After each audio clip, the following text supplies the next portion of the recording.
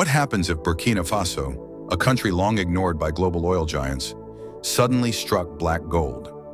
Until now, Burkina Faso was known for one thing: gold, gleaming in the earth but never reaching the people. The land was rich, but the people stayed poor, wrapped in chains of debt and dependency.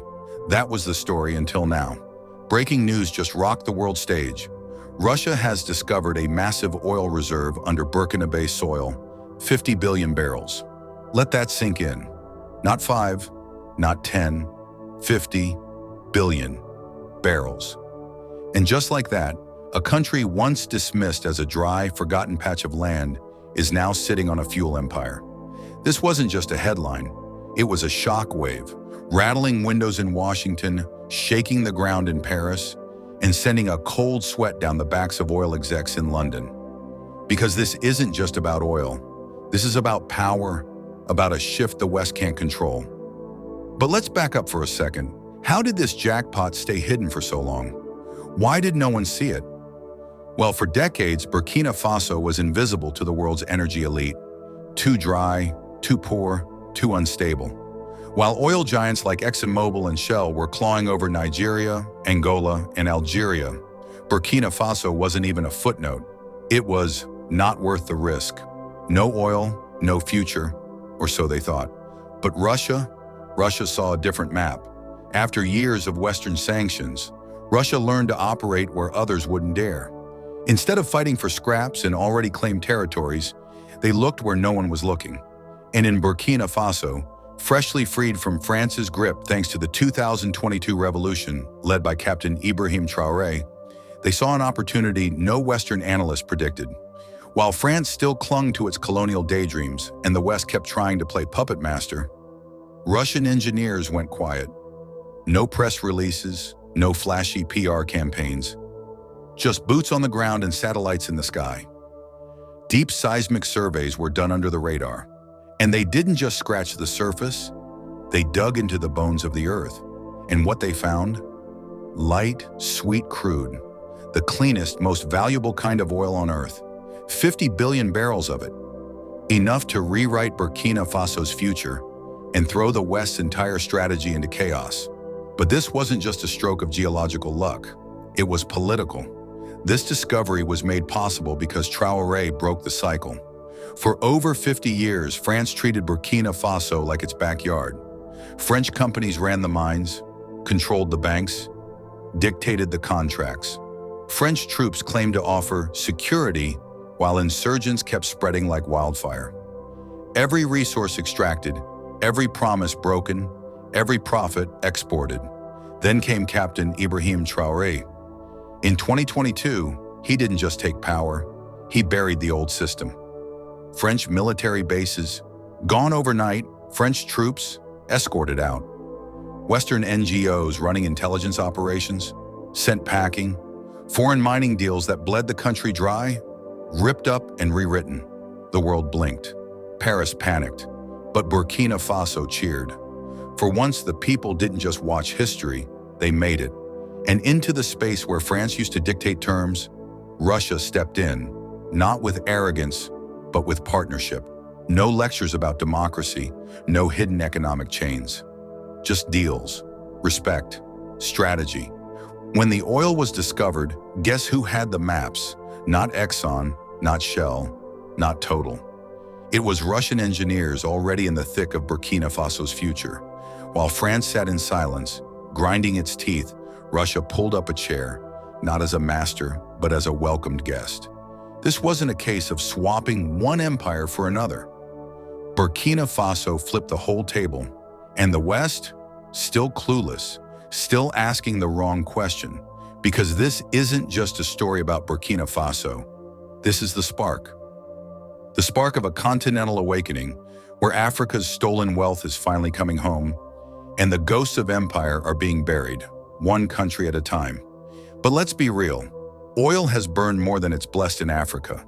In Nigeria, Angola, Equatorial Guinea, it was supposed to bring prosperity. Instead, it brought corruption, coups, and communities left in the dust. The West blamed bad governance, but ignored the real story. The game was rigged from the start. Africa was meant to produce. Others were meant to profit. But Traoré, he's not playing that game. From day one, he made something crystal clear. Burkina Faso's oil will not follow the same tragic script. No more shipping crude for pennies and begging for loans to buy it back. This time, the wealth stays home. Refineries, already on the table. Industrial zones, in the works. Engineers, welders, mechanics, all Burkinabe, trained and leading the charge. And this goes way beyond oil. Traoré's vision? A landlocked nation turned land-linked. Superhighways, railroads, trade routes connecting Mali, Niger, Ghana, Côte d'Ivoire. Not just surviving off exports, thriving through integration. And the people? They're not waiting. Young innovators, builders, students. They see this oil not as a jackpot, but as a launch pad, a chance to build cities lit by solar grids and petroleum power, a future where no Burkinabe has to risk their life crossing the desert for a better shot at life. The catch? Ownership stays local. Tech schools are popping up to train the next wave, not just to drill, but to design, build, and lead. No more waiting on outsiders to bring the tools. Burkina Faso is learning to make the tools, and that right there, that's what's got the West shook. Behind closed doors in Paris, Washington, Brussels, panic. Not because they care about Burkina Faso, because they can't control it anymore. This oil discovery, it's more than barrels in the ground. It's a loud, unshakable declaration of independence. No IMF loans, no World Bank conditions, no European intermediaries. Burkina Faso is writing its own script on its own terms, with partners it chooses: Russia, China, Turkey, fellow African states, and that, right there, is the nightmare scenario for the West. Because if Burkina Faso succeeds, who's next? Mali, Niger, Guinea, Chad. What if the entire Sahel refuses to kneel? That's why the dirty tricks are coming back fast. Whispers of coups, media campaigns calling Traoré a dictator, sudden crises conveniently blamed on his leadership. It's the old playbook.